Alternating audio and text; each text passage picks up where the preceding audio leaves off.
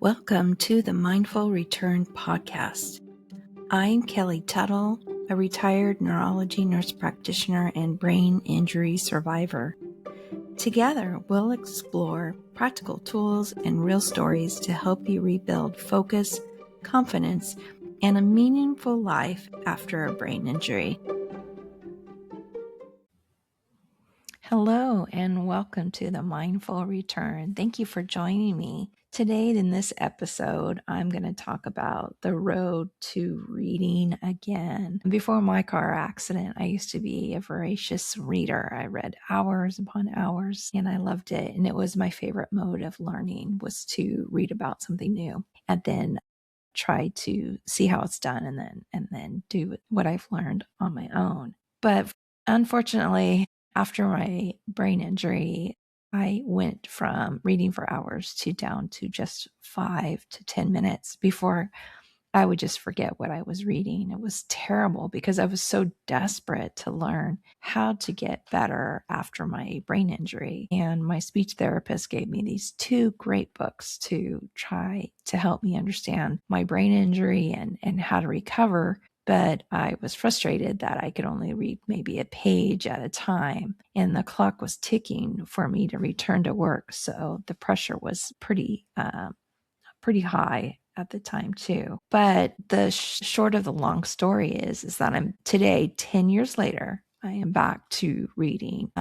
a ton. I can read for almost as long as I would want to, not completely. I do still get tired, but I'm able to read more complicated books. I'm able to read multiple books and remember where I left off and what I've read. And so that's been really great. And I just wanted to share my reading journey with you. So if you're at the beginning of your recovery, that you know that there is hope and things over time will get better. They may get better really quickly for you, like in a couple of months or a year, or you might have a struggle like myself where it took me 10 years to get to where I am today. So let me talk about my journey and some of the things that helped me get back into learning and what I've learned from other brain injury survivors and from specialists like speech therapists. So reading is really important, and especially if you have to read a lot for your work, your job, professionally, or you have to read either research articles or text manuals to stay on top of what's expected of you at work. But then those of you who loved to read leisurely, it's a really big bummer when you learn that hobby. So hopefully we'll get that slowly back for you. So before your brain injury, reading comprehension and retention was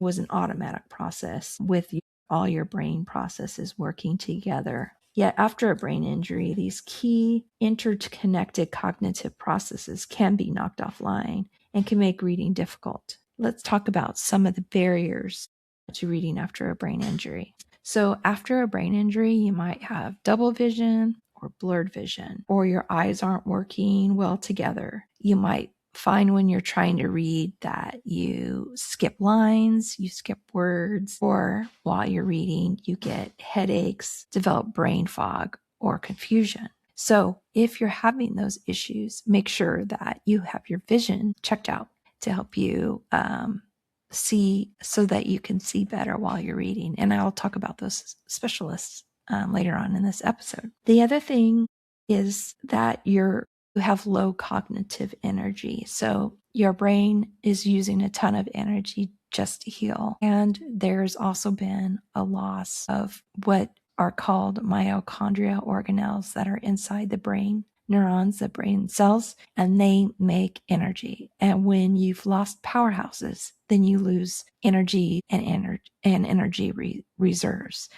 And it takes energy to process the brain cognitive functions that help you with reading. So reading takes energy to focus, comprehend what you're reading, and store the material into your memory.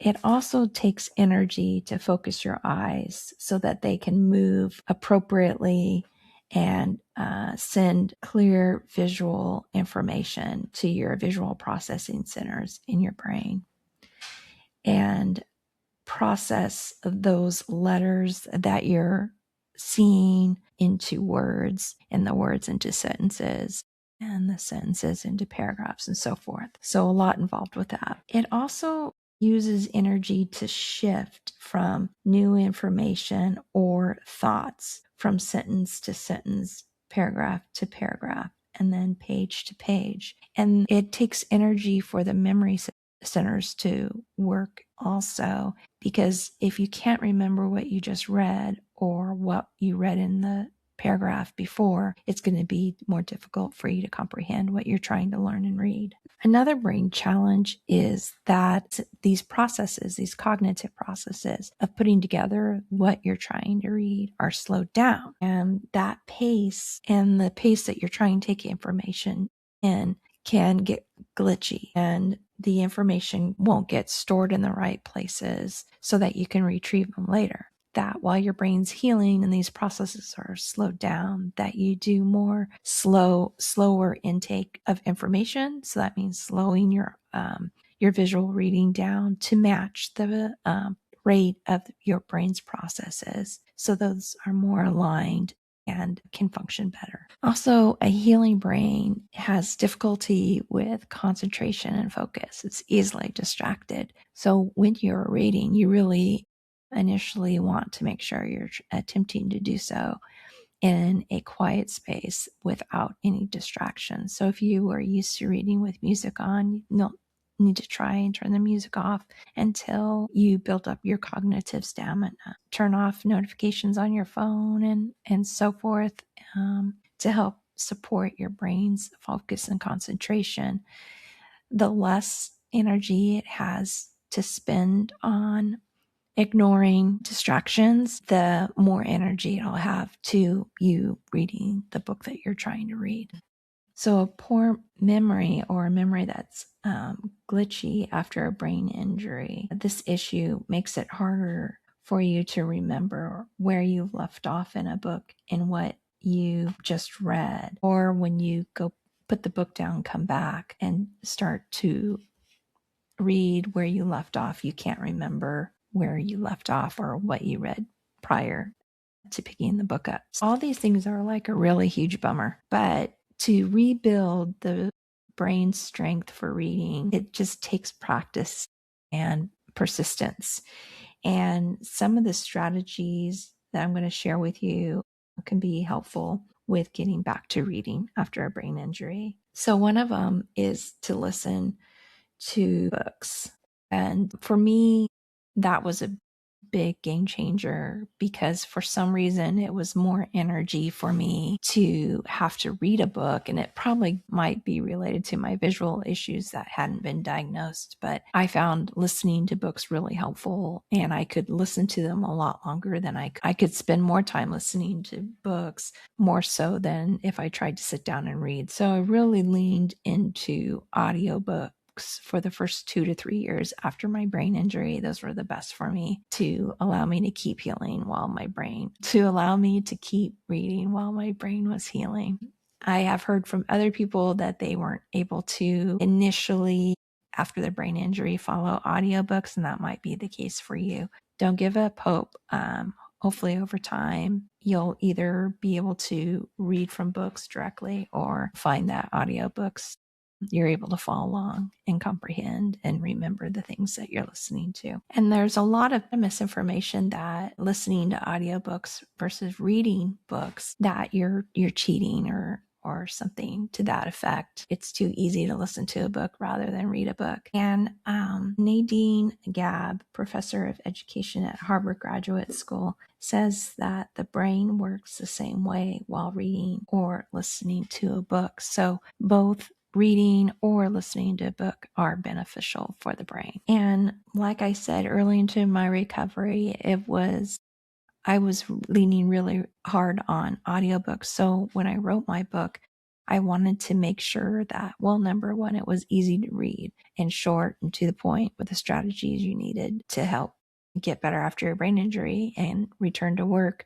But it was also important for me that my book was on Audible, because I knew that there were other brain injury survivors out there like me who were struggling to read but could listen to audiobooks. I wanted to reach those brain injury survivors and make sure that the things that I was sharing were accessible. And so that's why it was really important that I had my book on Audible. And I also read my own Audible. So if you do get my Audible book, you'll get to hear my voice reading the book. But I just remember like there's a lot of like brain injury survivor books that I wanted to read, but they weren't on Audible. And so therefore they weren't accessible to me to help me heal. So I just wanted to make sure that my book was accessible to all those who were interested in reading or listening to it. Another strategy I found that was really helpful early in my recovery, and I needed to read research articles, was to utilize text to speech technology. And I didn't get an app. I know there's apps where you can scan a book and it'll read the book to you. But what I was using was the accessibility tools inside my computer that provided the option of being able to select the text, and then the computer would read the text to you. And I love that because I was having a hard time reading off computers because of the bright light coming from the computer. It was just really harsh on my eyes and just really wore me out. But when I used the text to speech, I could listen to the article and look away, either rest my eyes, or while it was reading the article for me, I could take notes. So that's another strategy that you can consider if you're having to read off the computer. Or what I've said in previous podcast episodes, you can also print the information up and then read it away from bright lights and distractions and so forth. But yeah, I really like that speech to text. And then there's some websites that post news articles or information, and they also, you can listen to the article, which is really nice too. It makes it more accessible. And I did talk to a stroke survivor, and he and I were talking about getting back to reading after our brain injuries. And he told me that he had to listen to a book. So he would get the audio book and then he would get the hard text book. The way he got his brain processes online so that he could read and learn was by listening to the audiobook while he read the textbook. And this really worked for him and helped him get back onto the road of his journey to reading again. And I shared with him that I really enjoyed listening to audiobooks, and I listen to all kinds of books, but some of them are reference type books. And so I get the text. So I listen to the book and then I get the text. And then when I need to look back on what I had read, or I want to reference it for a paper or a project, such as this podcast, I could pull the text and find the information and just kind of remind me of the information in more detail. So that really helped me with my learning and my reading, having both of those. But I never thought about doing them both at the same time. I think that's pretty clever way of figuring out how to support your brain. So another strategy when you're reading is that you need to slow down the rate of how your eyes are processing the information so that it matches your brain's ability to process the information. And one way to slow down the information is to, when you're listening to books, to consider pausing the book and just taking up a moment to think about what you just heard or listened to, and try to mindfully store it next to, maybe some foundational knowledge you already have. And I kind of call this intentional learning or intentionally filing information. Is just kind of slowing things down and just really thinking about what you just read. And then how can I relate this to something I already know so that I can remember better later? So ways to slow down your reading and improve your comprehension of what you're reading is to read out loud. So it's kind of repetitive technique where you're visually seeing what you're reading and then you're hearing what you're reading. And just reading out loud, it's a slower pace of reading compared to if you just read in your head, because you're having to use your communication processing centers too in your brain. So that's one way to slow down your reading to better match the pace of your brain's ability to process the information. One of the things I found really helpful was to use a piece of paper to help guide my vision as I read. And that's another way to help support your brain as it's healing by using an external tool to help it do what it needs to do without having to expend unnecessary energy. So the line, using a piece of paper under the line, helps guide your gaze as you're trying to read, and then you're spending less energy trying to maintain your place on the page. But it also slows down what your reading process too. And then another technique that's similar is just using your finger while you're reading. So really just putting your finger on the sentence and dragging it as you read it. And that helps with the visual gaze along the line and slow down the reading process. And then the other thing that helps you slow down your reading process is stopping and taking notes about what you've read. And that process of converting what you've read into handwriting is a really great learning tool to help solidify that information into the cortex of your brain. It also slows down your reading. It makes you stop and reflect. It makes you think about what you're reading and put it in your own words, which is a great learning tool also. So stopping and taking notes will help with your reading process too. And then when you read, you really want to read in a quiet spot away from distractions.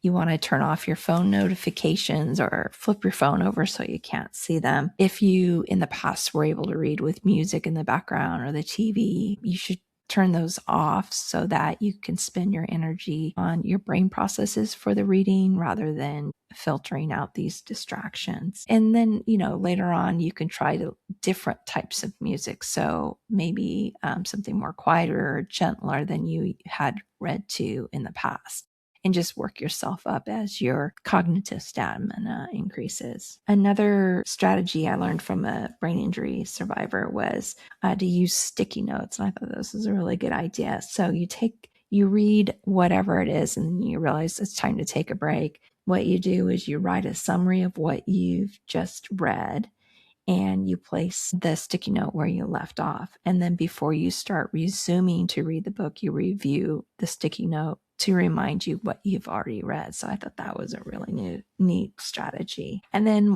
one of my favorites I found worked for me was, and people who are book lovers may cringe when they hear me say this, but I had to resort to this to help with my memory. And that was highlighting the things that I read, underlining, and I even would write notes in the margins. I didn't think about sticky notes at the time. That might have saved some of my books, but that's okay. That's what worked for me, and that might work for you. And so I liked highlighting and underlining important things that I wanted to read, because then it was easy for me to flip back and reference the information, and then not waste time or energy having to read the whole page or the paragraph in order to find the information. So if you start to develop brain injury symptoms such as brain fog, confusion, headaches, that is the time you need to stop and take a break. If you're seeing that you're having difficulty with your concentration, your mind starts wandering off, or you're not remembering what you read, that's when it's time to take a break.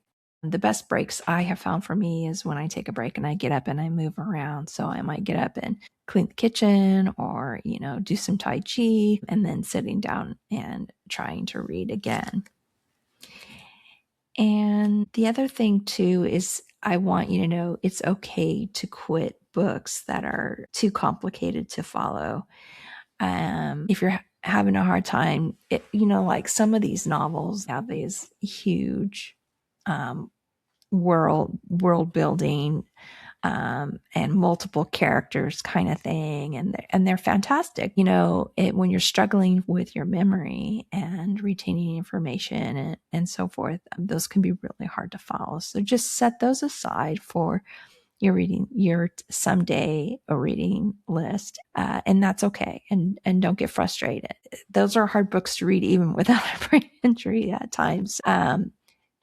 Be okay with quitting, not reading something that isn't making sense to you, is not bringing joy to you. That's the point. The point of reading is to enjoy the reading, and understand it and get a sense of accomplishment that you finished whatever it was that you're reading. Even at times like when I read scientific papers, I will find myself reading a sentence 3 or 4 times. And if I don't understand it, I just move on. And so just letting it go and moving on, it's okay. Just do it. And then you want to set manageable goals. So you really need to get to know what your reading tolerance is. And how you do that is when you sit down to read, is you set a timer and you read. And the minute, you start getting headaches, you have confusion, brain fog, your mind wanders, you stop and you look at that time and say it's 15 minutes, then you know that your reading time is actually 10 minutes. So when you start to read and you're trying to strengthen your brain, you'll want to just sit and do those increments of reading. So just 10 minutes at a time. And then as time goes by, whether it's a couple weeks or a month or two, then you try to expand on your reading time and see how you do. So that's another good way to build up your brain strength for reading again. Another strategy is don't read when you're tired or you're fatigued or you have a headache. Unless you were like me, and I had headaches every day for 4 years after my brain injury. And so I would just read on the days that I had less of a headache. But you need to find your kind of like your balance.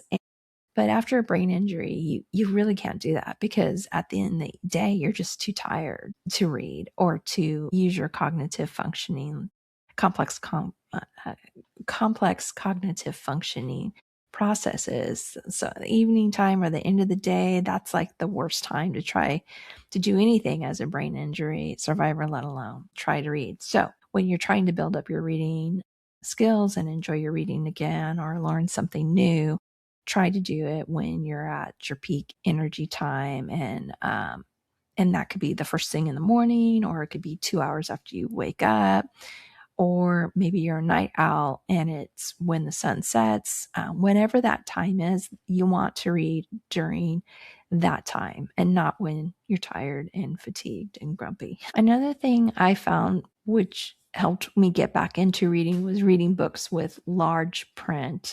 And I think a lot of us associate large print books with people who are older, but I found them really helpful because I felt like I spent less energy trying to focus my vision on tiny type or font, and then able to read longer. So you might want to consider, if you're having fatigue with reading, to try to find books in large print. Now, for those of you who have to read for work or your profession and you're reading articles, start out with first trying to read simple, short articles. Again, trying to build up your brain strength in reading. So start with really small baby steps. So really easy, quick to the point, easy to follow research article. And then when you do try to read a more complicated research article, at first, why don't you just start with reading the abstract and then skipping down to the conclusion to get the gist of the article. And then if you still have energy, or over time when you're building up your cognitive strength, then you can start looking at the illustrations and then the graphs. So it's just kind of you're building up on your old skills. So you're going to just start off with reading the abstract and then reading the conclusion.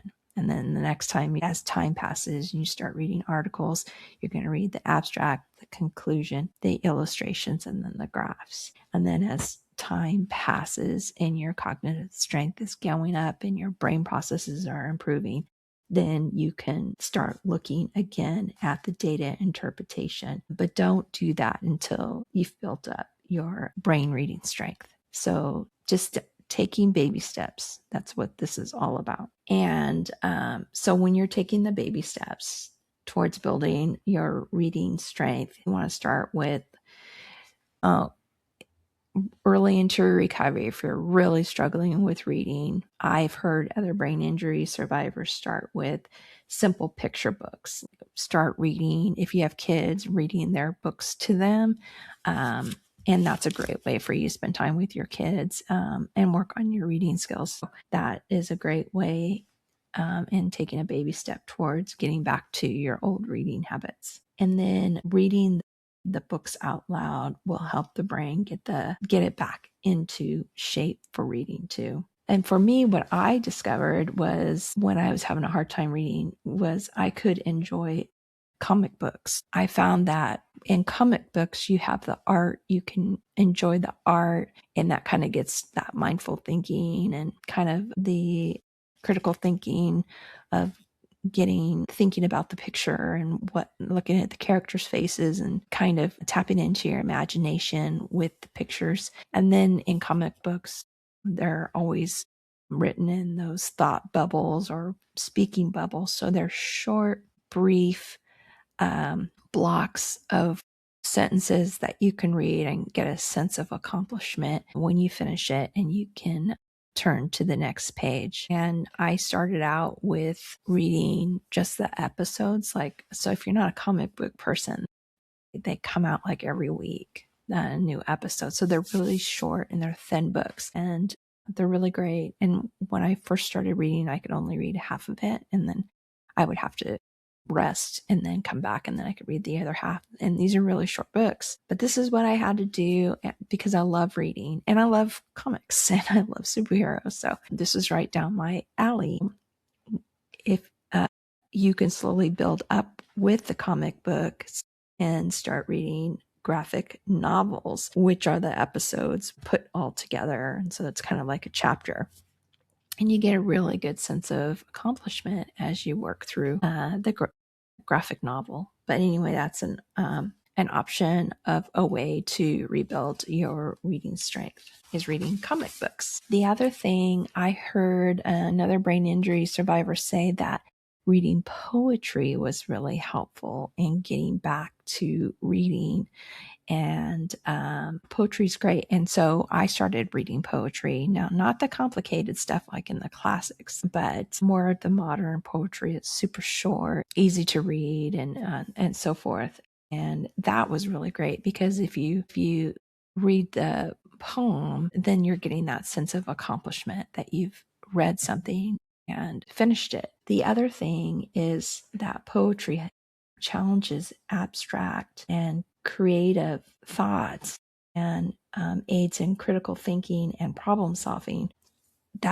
So that's why poetry is really good for the brain, because you're having to kind of get the meaning of certain words. Also, poetry helps you with processing complex emotions, and it's been also shown to reduce pain intensity.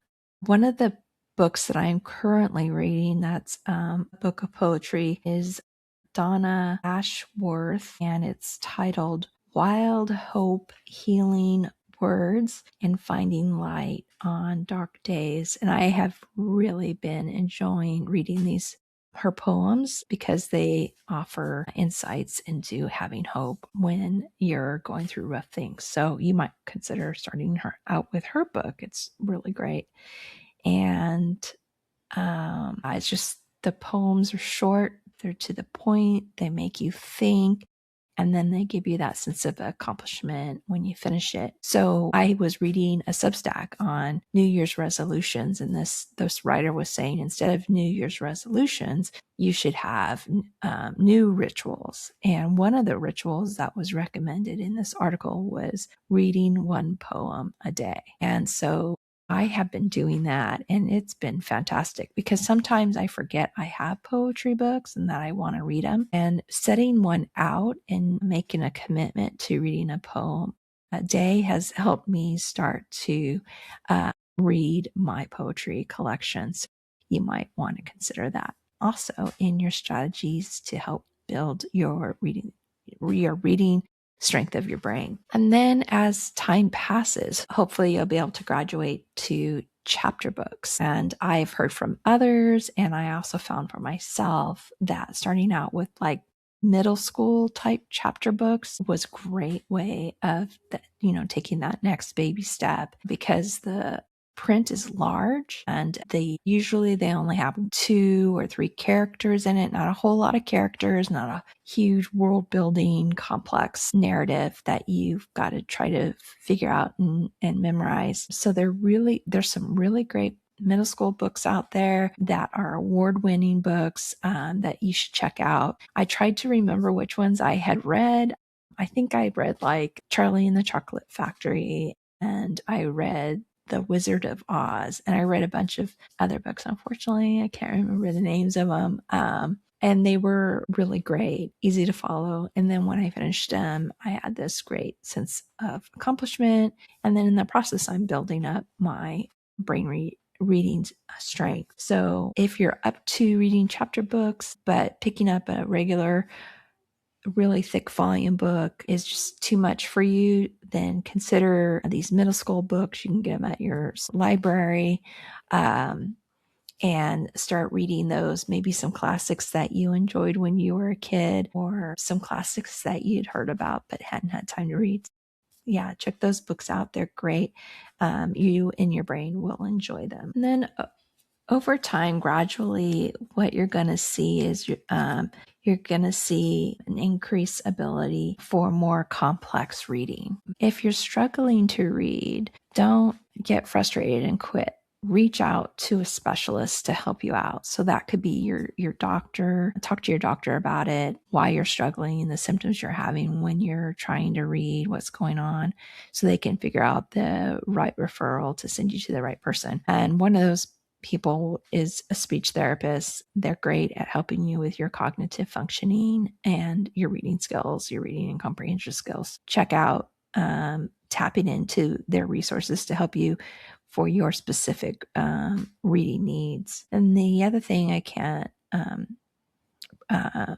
impress enough is to make sure your vision is okay, because it's huge and a complicated process, and it is important in your ability to read. So make sure you're seeing a vision specialist. And 2 of them that I can think of is the behavioral optometrist that I told you about, that diagnosed me with the binocular vision dysfunction. Because my vision was off, I was having to tilt my head to the right to align my reading. And they gave me a prescription that helped align my eyes and their functioning. And I was able to read so much more, not like overnight. I don't want to mislead you, but over time, it made a big difference. So if you're having a hard time reading, maybe consider consulting with a behavioral optometrist, and you don't need a referral to see them. You can go on website and go to like the behavioral optometrists. I think it's association or foundation or something like that, probably association, their website, and find one that is in your local area.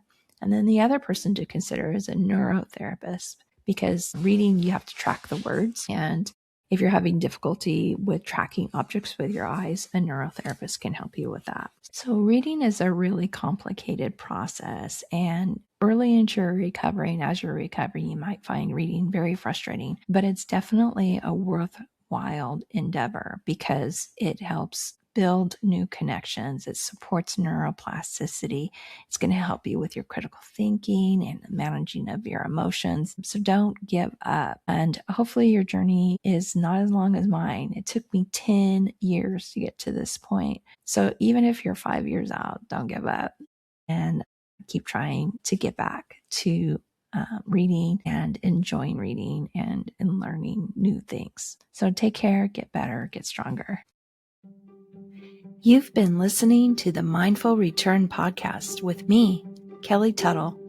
Subscribe wherever you listen and head to kellytuttle.org for brain injury recovery tools, free resources, and inspiration to help you return to work with confidence and hope.